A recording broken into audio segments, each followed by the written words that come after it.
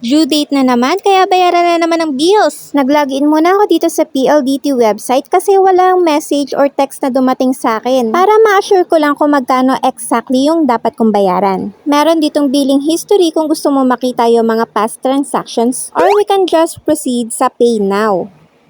1,661.56 daw ang dapat kong bayaran. Click lang yung box and digital wallet ang pipiliin ko.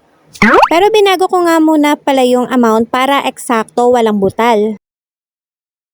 And GCash ang mode of payment na gagamitin ko, pero this time wala itong extra fee dahil dumaan siya sa website at gumamit ako ng QR code. Sundan nyo lang yung mga binibilugan ko dyan sa screen and makakarating din kayo. In-screen capture ko na yung QR code kanina kaya andyan lang yan sa album. Saktong 1,700 lang yung gusto kong ibayad and wala siyang extra fee. You can download the receipt para meron kayong kopya, pero pwede rin naman siyang mag-forward sa email. At syempre makikita nyo rin siya sa transaction history sa GCash. Dahil nabayaran ko na, pagbalik ko sa website ng PLDT, automatic nagte-thank you na siya sa akin sa pagbabayad. Option na lang paglalagay ng Gmail dito kung gusto nyo makareceive ng email receipt.